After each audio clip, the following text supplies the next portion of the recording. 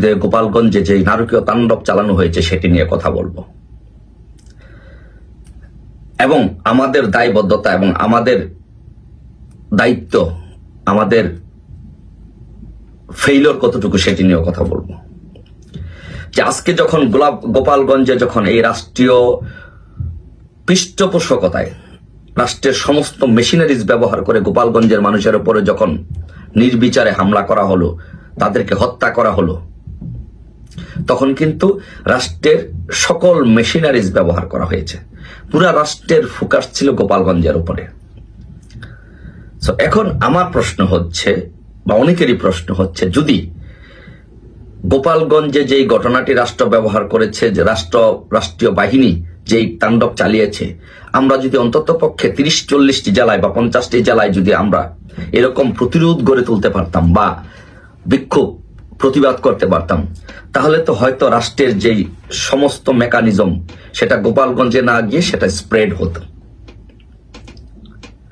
তাহলে আমরা গোপালগঞ্জ যদি পারে জাতির জনকের প্রতিকৃতি রক্ষা করার জন্য, আওয়ামী লীগকে রক্ষা করার জন্য, শেখ হাসিনার জন্য এরকম প্রতিরোধ যদি গড়ে তুলতে পারে, তাহলে আমরা কেন পারলাম না? আমাদের ব্যর্থতাটা কোথায়? আমাদের দুর্বলতাটা কোথায়? এটাকে কেউ নেগেটিভ ভাবে নেবেন না। হয়তো আজকে আমার অনেকে সমালোচনা করবেন, বাট আসুন একটু আলোচনা করি যে আমাদের তো কিছু দায়বদ্ধতা আছে। আমাদের কি দায়বদ্ধতা নাই? আমরা কি বাংলাদেশ আওয়ামী লীগ কি শুধু গোপালগঞ্জের মানুষ করে? আমি কিন্তু আমার দায়বদ্ধতা সহ বলছি। গোপালগঞ্জের মানুষ কি শুধু আওয়ামী লীগ করে? আমরা আওয়ামী লীগ করি না? অন্য অন্য জেলার মানুষ আওয়ামী লীগ করে না?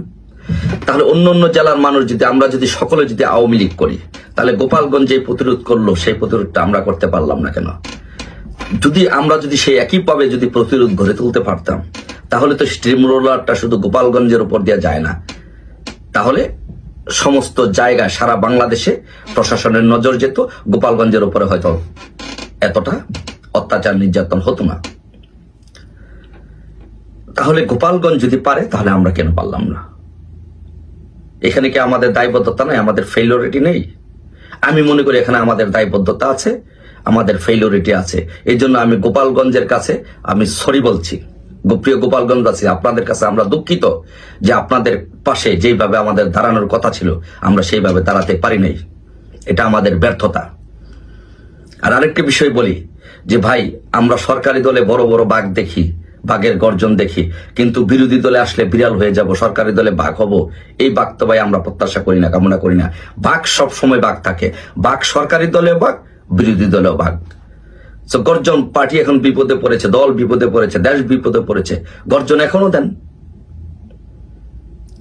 আরেকটা বিষয় হচ্ছে এর জন্য মূলত আমি যেটা মনে করি, অনেকের সাথে কথা বলে একদম সর্বোচ্চ জায়গায়, বিভিন্ন জায়গায় কথা বলে আমার যেটা মনে হয়েছে যে আমরা টেলিগ্রাম গ্রুপে গিয়ে গিয়ে সারা রাত বক্তব্য দেই, প্রধান অতিথি, বিশেষ অতিথি, প্রধান বক্তা, বিশেষ বক্তা, এগুলো করে এবং অনেক যা পোস্টার করে, ব্যানার করে গিয়ে গিয়ে আমরা টেলিগ্রাম গ্রুপগুলিকে বক্তব্য দিচ্ছি, সারা রাত বক্তব্য দিচ্ছি, সারাদিন ঘুমাচ্ছি। এটা তো ভাই হতে পারে না, এটা তো কাম্য না। একটা ক্রান্তিকালে পার্টির এই বিপদের সময় আমরা যদি এইরকম ধরনের কাজ করি, তাহলে কি সেটা কি শোভনীয় হবে? এখন আপনি বলতে পারেন ভাই নেত্রী কেন বলে? ভাই নেত্রী এই কারণে বলে যে নেত্রী গ্রুপে গ্রুপে গিয়ে কথা বলে, তৃণমূলের সাথে কথা বলে, কারণ গত 16টি বছর এই আমলারা যারা নেত্রীর আশেপাশে ছিলেন, তারা সকলে নেত্রীকে ব্যারিকেড দিয়ে রেখেছে। নেত্রী তৃণমূলের সাথে কথা বলতে পারে নাই। নেত্রীকে এমন ভাবে কর্ডন করে রাখা হয়েছিল যে নেত্রী সেই কর্ডন, কাচের গ্লাস ভেঙে তৃণমূলের সাথে কথা বলতে পারেনি। এখন নেত্রী সেটা রিয়ালাইজ করছেন এবং নেত্রী তৃণমূলের সাথে কথা বলছেন। নেত্রী কথা বলতে পারে, কিন্তু আপনারা যারা জেলায় জেলায় নেত্রী দলের প্রধান, এই জন্য উনি সকল নেতাকর্মীদের সাথে কথা বলছেন, কিন্তু আপনারা যারা দলের দায়িত্বপ্রাপ্ত এমপি, মন্ত্রী বা জেলার দায়িত্বে আছেন, উপজেলার দায়িত্বে আছেন, আপনাদেরও তো নেতাকর্মী আছে, আপনাদের অত কনস্টিটিউয়েন্সি আছে। আপনারা ওই কনস্টিটিউয়েন্সি কথা বলে আছে, অন্তত পক্ষে প্রত্যেকে যার যার জেলার মধ্যে আমরা ছোটখাটো করে প্রতিরোধ গড়ে তুলতে পারতাম না? সর্বোচ্চ চেষ্টা করলে সেটা কি সম্ভব হতো না? অবশ্যই হতো। আমি তো মনে করি আপনাদের সেই যোগ্যতা, সেই সক্ষমতা সবকিছু আপনাদের আছে। যদি আছে, তাহলে আপনারা কেন বলছেন না? আসুন আমরা এই টেলিগ্রাম গ্রুপ বাদ দিয়ে পোস্টার বানিয়ে এলাকার মধ্যে গিয়ে টেলিগ্রাম গ্রুপে গিয়ে প্রধান অতিথি বিশেষ অতিথি সারা রাত কথা না বলে গোপালগঞ্জের মতো প্রত্যেকটি জেলাতে গিয়ে গিয়ে প্রতিরোধ গড়ে তোলে। এখন আমাকে এও প্রশ্ন করবেন যে ভাই আপনি তো বিদেশে থাকেন, লন্ডনে থাকেন, আপনি বলছেন আপনি আসেন, এটা প্রায় অনেকে দু একজনে বলেও থাকে।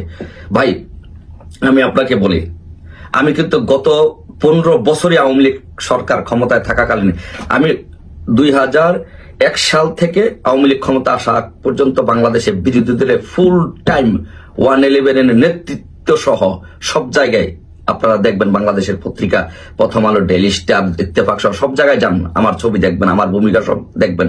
আমি বিরোধী দলে সেই কাজটা করেছি। তারপরে যখন আওয়ামী লীগ সরকারে এসেছে আমি বিদেশে চলে এসেছি পড়াশোনা করার জন্য। তারপরেও আমি কিন্তু আওয়ামী লীগের জন্য আমার জায়গা থেকে আমি কাজ করে যাচ্ছি, যার জন্য 5ই আগস্টে প্রথমেই আমার বাড়িঘর আগুন দিয়ে কিন্তু জ্বালিয়ে পুড়িয়ে দেওয়া হয়েছে, লুটপাট করা হয়েছে, আমার বাবা মা পলাতক। এবং 5ই আগস্টের পর থেকে অদ্য পর্যন্ত নিজের জীবন বাজি রেখে নিজের পরিবারের জীবন বিপন্ন করে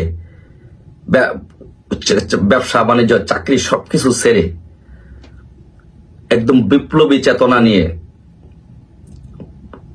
আপনারা দেখেছেন, আপনাদের কাছে এটা আমার প্রমাণ করতে হবে না, আমি কাজ করে যাচ্ছি, কাজ করছি। সো আমি এখানেই তো ছিলাম, আমি এরকম না যে বাংলাদেশে 5ই আগস্টের পর থেকে এসেছি, আমি এখানেই ছিলাম, এখানে আছি।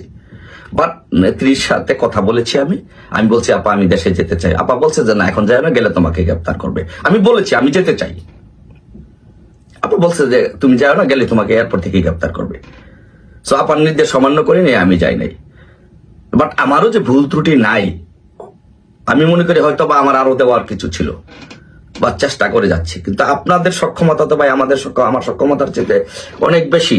আপনারা জেলার দায়িত্বপ্রাপ্ত ছিলেন, আপনারা এমপি ছিলেন, মন্ত্রী ছিলেন, উপজেলা চেয়ারম্যান ছিলেন, জেলা চেয়ারম্যান ছিলেন, মেয়র ছিলেন, দলের দায়িত্বপ্রাপ্ত নেতা ছিলেন। আপনাদের সব সক্ষমতা আছে, আপনাদের জনবল দেওয়ার সক্ষমতা আছে, লজিস্টিক সাপোর্ট করার প্রোভাইড করার সক্ষমতা আছে। যদি থেকে থাকে তাহলে আমরা কেন গোপালগঞ্জের মতো প্রত্যেক এলাকায় যার যার এলাকায় দুর্গ করে তুলছি না? কেন একটি বলছি না নেতাকর্মীরা তো ভাই সারাদিন তো আমরা নেতাকর্মীদের সাথে কথা বলি, নেতাকর্মীরা তো পাগল রাজপথে নামার জন্য। এখন আপনি বলেন রাজপথে নামলে হয়তো অত্যাচার, নির্যাতন, সংঘাত এগুলো ছাড়া এই বাংলাদেশে কোনো বিপ্লব বা প্রতি বিপ্লব কোন সরকারের পতনই হয় নাই, হবেও না। এটাই বাংলাদেশের রাজনীতি, ইতিহাস তাই বলে।